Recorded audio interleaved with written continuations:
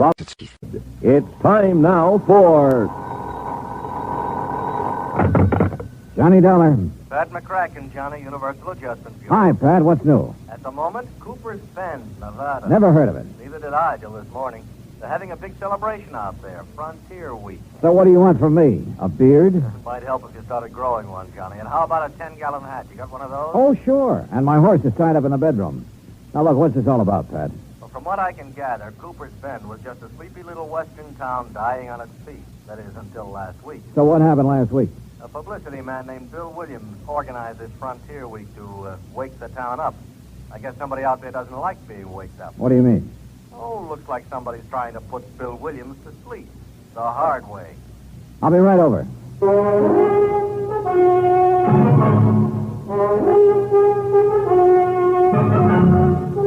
Bob Bailey in the exciting adventures of the man with the action-packed expense account. America's fabulous freelance insurance investigator. Yours truly, Johnny Dollar.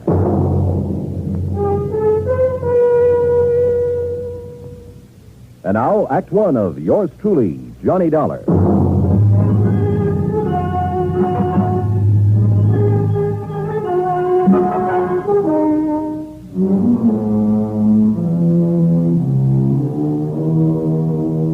Expense account submitted by Special Investigator Johnny Dollar to the Home Office, Universal Adjustment Bureau, Hartford, Connecticut. Following is an account of expenses incurred during my investigation of the killer's brand matter.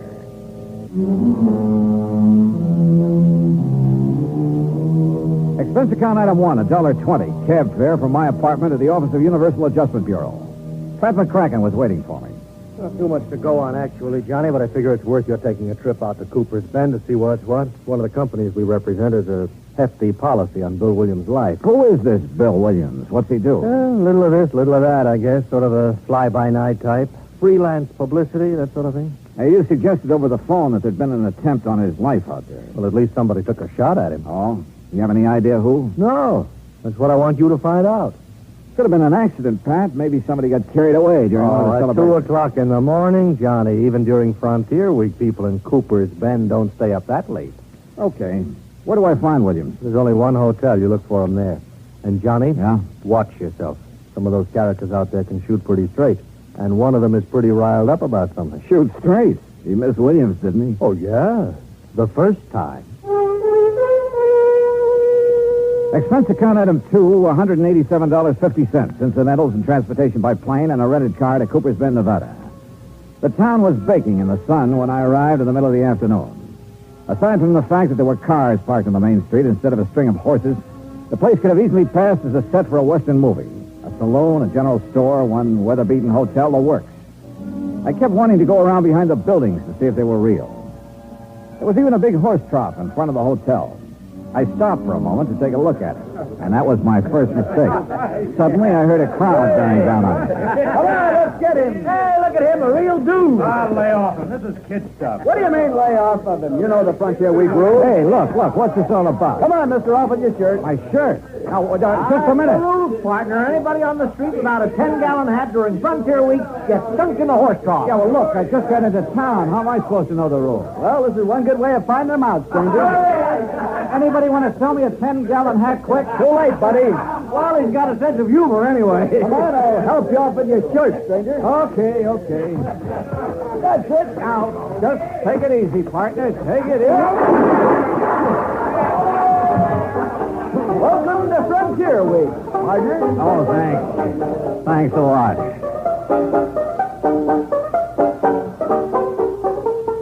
Item 3, 50 cents. Replacement of 3 buttons on my shirt. I bid a fond farewell to the horse trough committee and went to the hotel to find Bill Williams, the publicity man. He wasn't there at the moment, but the clerk told me I might find him at the newspaper office. That was 3 doors down the street, the Cooper's Bend Sentinel, no less. Bill Williams wasn't there, but for the moment I didn't miss him at all.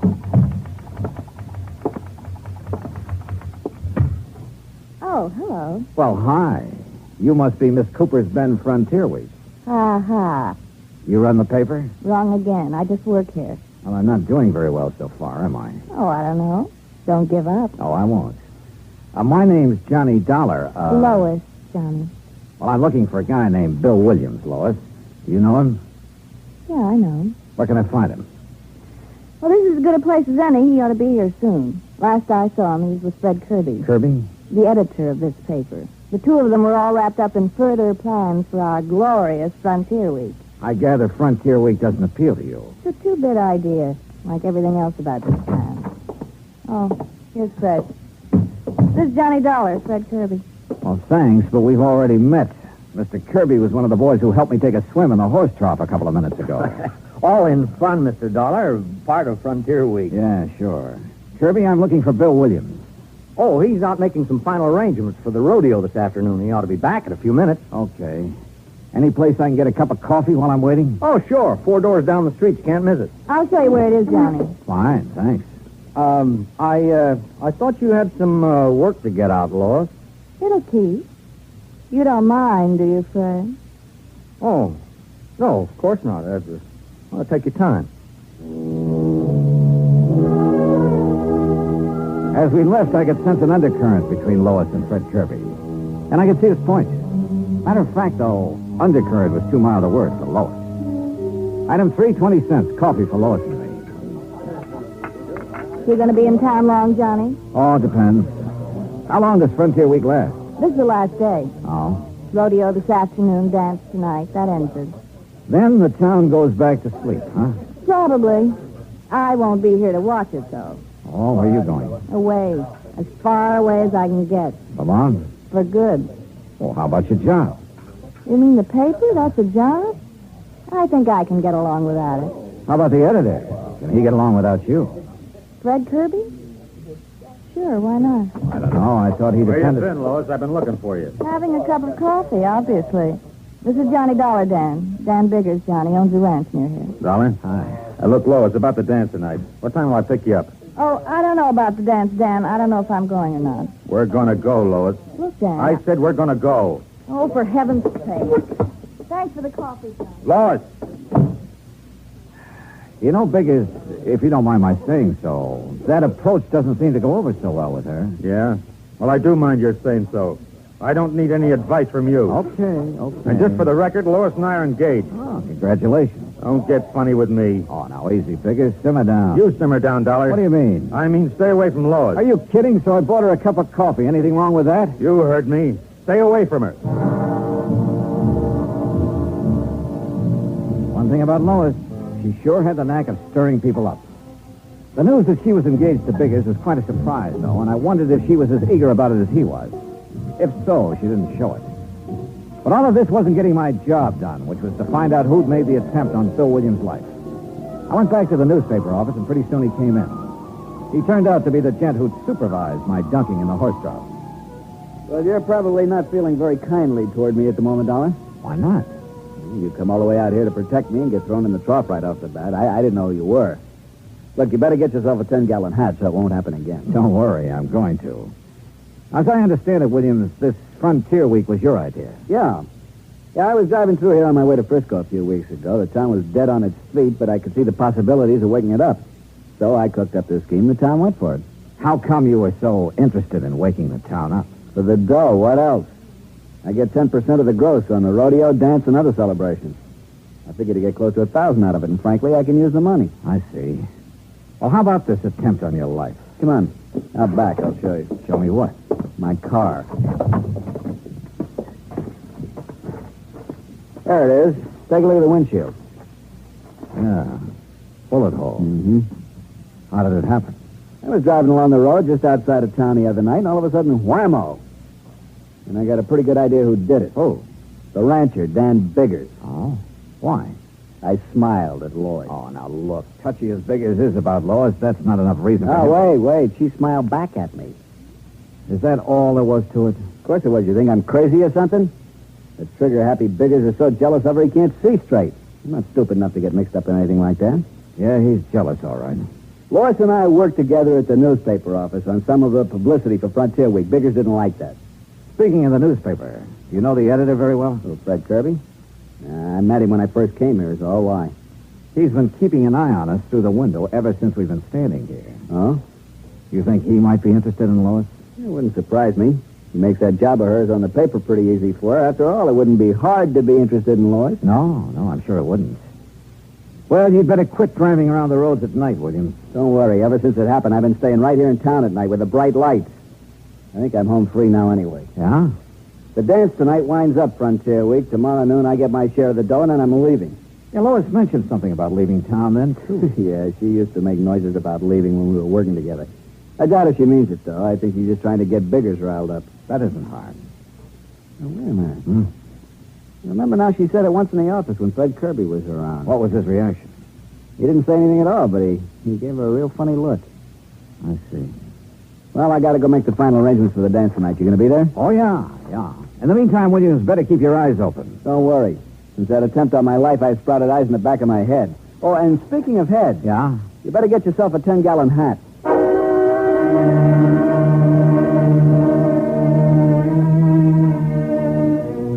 Very good advice. I had no desire to get dunked again. I started across the street toward the general store, then realized my mistake. There was the reception committee again at the horse shop. I had to get to that store fast. I almost made it, too. Steady, fellas. Oh, well. Expense, item 6, $15 for a too-late 10-gallon hat.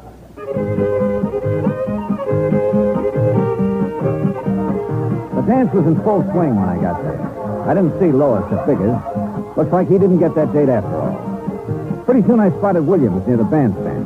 When he saw me, he came over. Crowd, Dollar. There are more people in Cooper's Bend tonight than ever heard of the place before Frontier Week. Man, I'm really going to clean up. I stayed around a while, watching Williams happily counting noses and adding up his 10%. Then I went back to the hotel. There was a message there from Lois. She wanted to see me. This I didn't get, but she'd left word it was important. She'd also left directions for getting to her house, so I drove out. It was outside of town on a back road. The lights were on. But nobody answered my knock. I waited a while, then tried the door. There was a fire burning in the fireplace, and the room looked very cozy. All except for one thing. Lois. She was lying in front of the hearth, and she was very dead.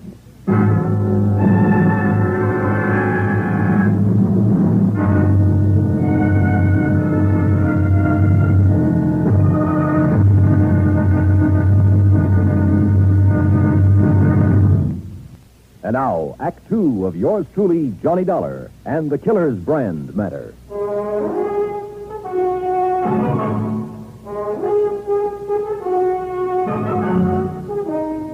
Lois, dead, lying on the floor of her living room in front of the fireplace. There was a poker near her hand that had been pulled out of the fire and scorched the rug. At first, that's what I thought she'd been hit with. But then I took a closer look and see she'd struck her head on the hearth. There were signs of a struggle in the room. Then, suddenly, I heard a noise outside. I ducked into the next room, found a side door, and eased outside. I listened. Nothing. Then I heard the car. By the time I got around in front of the house, it was just disappearing around a bend in the road, running without lights. It looked like a station wagon, but that's about all I could make out. I went back into the house and put in a call to the sheriff. He arrived about 20 minutes later. Okay. Looks like there was a fight. She got thrown down, hit her head on the hearth. Yeah, that's the way I size it up. Now let's size you up for a minute, Dollar. Me? Mind telling me what you were doing here tonight? I don't know. Ah, come on. No, I mean it. Lois left a message at my hotel that she wanted to see me. You don't know what about? No. Except it's a good bet this killing ties in somehow with that attempt on Bill Williams' life. Williams thinks it was Dan Biggers took that shot at him. Yeah, that's right. Well, it could be. Dan's always been awful jealous. I had trouble with him once before for the same reason. Oh? A month ago, he beat up a guy pretty bad. On account of Lois? Yeah. Seems the guy had asked Lois for a date. Trouble was, Lois never discouraged guys asking either. Hey, look, Sheriff. Lois told me earlier today that she was planning to leave town tomorrow. Now, if Dan Biggers learned about that... Yeah. Well, come on. We better drive out to his ranch and have a talk with him.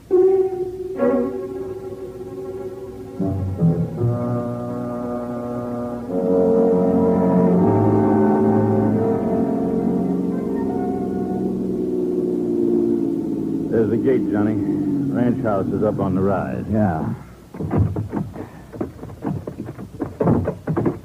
No lights on up there. You think Dan might have cleared out? Hey, came from that clump of brush over there. Hold it right where you are, Sheriff. I've got you covered. Now, don't be a fool, Dan. You drop that gun and come out of there. I said hold it. Aim to take me in, huh? Well, I'm not going just now, Sheriff. Look, Dan. First, I'm going to find out who killed Lois and take care of him. Then you can question me all you want. Very interesting you should know about the killing already, Dan. I can think of one reason you might. Yes, again, Dollar. I was in town when the call came in. One of the deputies told me about it. I figure it differently, Dan. You found out Lois was going to leave town tomorrow. Lois, leave. You're crazy. That's what she told me. She'd never do that. She'd never leave me. You tried to stop her. She grabbed a poker and swung at you. You threw her down in the heart. That's a lie, you hear me? Dan, you're acting like a fool. Now give me that gun, man. I'm not coming in now, Sheriff. I can put these shots where I want to. Don't make me put them in you. Okay, Dan. You got the drop on us now, but I'm coming back. And I'm going to take you one way or another.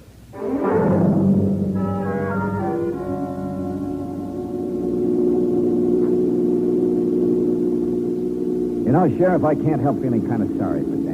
Yeah, he always did have a knot in his brain where Lois was concerned. You really think he killed her? I don't know. Dan's pretty smart sometimes. That routine he was just giving us might have been a cover. Sheriff, you happen to know if Dan drives a station wagon? He drives a pickup around town mostly, and I think he's got a coupe, too, but no station wagon. Why? That's what I spotted pulling away from Lois's house. You didn't get the license number? No, it was running without lights. Not much help, Johnny. There's a lot of station wagons in this part of the country.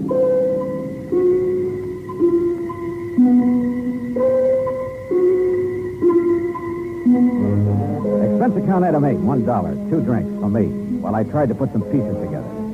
However much I shifted them around, they still seemed to add up to Dan Biggers. But somehow I wasn't convinced. If he was the killer, why hadn't he taken off?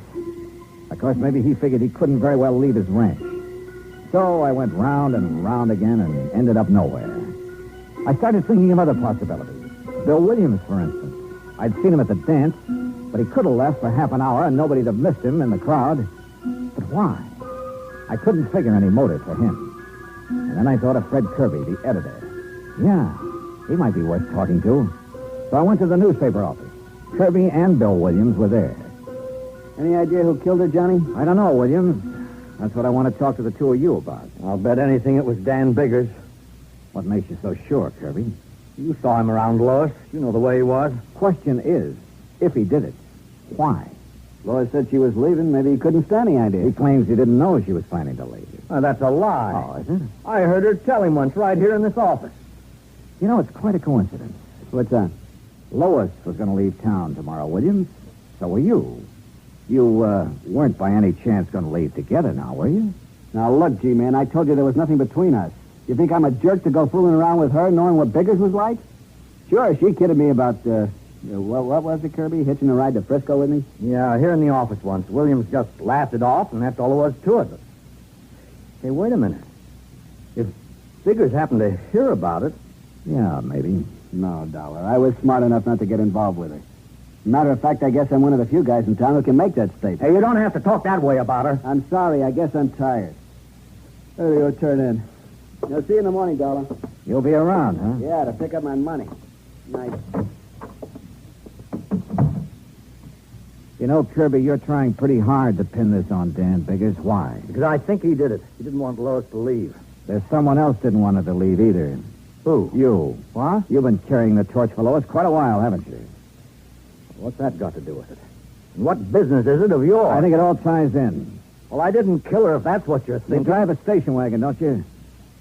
So what? After I discovered her body, I spotted a station wagon leaving her house. But a lot of guys drive station wagons around here. I wasn't near her place. I didn't use the wagon at all tonight. You're lying. Now, look, Come Dollar. on, open up, Kirby. Well, Okay, Dollar. I drove out to her place to try to talk her out of leaving. Go on. Well, that's all there is. When I got there, I changed my mind and came back to town. Sure. I didn't go inside, Dollar. I didn't kill her. I swear it.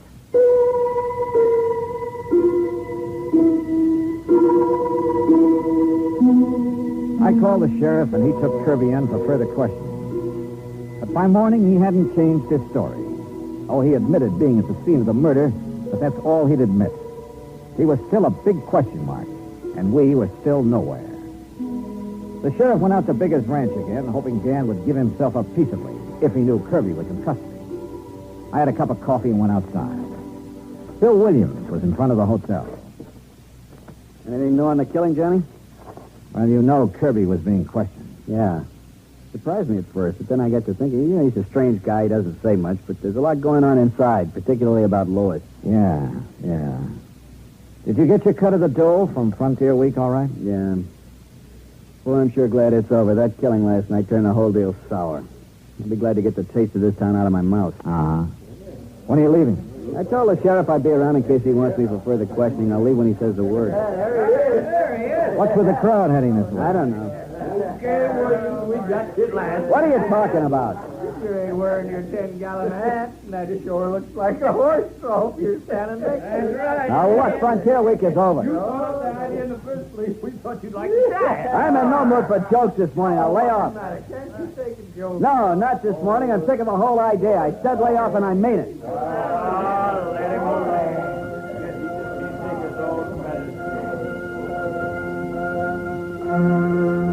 The crowd broke up and drifted away, and the street went to sleep again.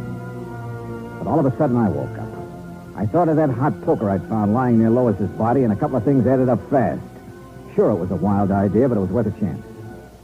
Bunch of jerks. Hey, you know, Bill, when I first arrived in town, you ducked me in this horse trough because I wasn't wearing a 10-gallon hat. Yeah, it was part of Frontier Week.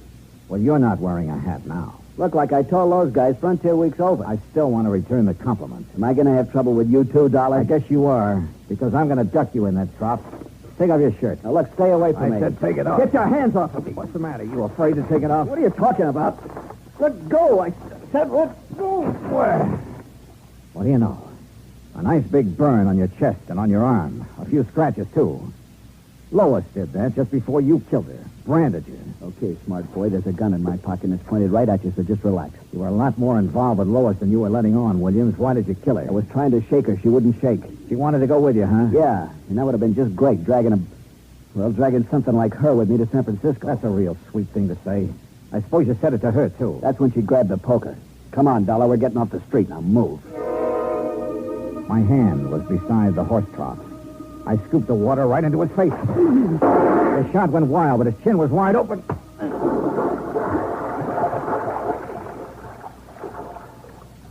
Yeah, Bill Williams got ducked after all.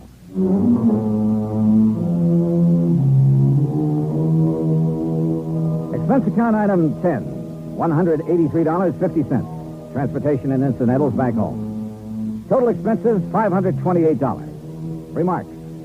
About Dan Biggers. He really wasn't such a bad guy, except that, like the sheriff said, he had a knot in his brain about Lois. He sold his ranch and moved away. About Bill Williams, well, you better cancel out his policy, Pat. He's due to go on trial soon, and in my book, he's a pretty bad risk. Yours truly, Johnny Dollar.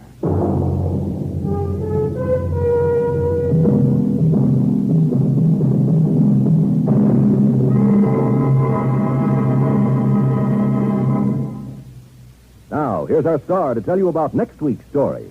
Next week, a terrible storm that yields up a body from the deep. Join us, won't you? Yours truly, Johnny Dollar.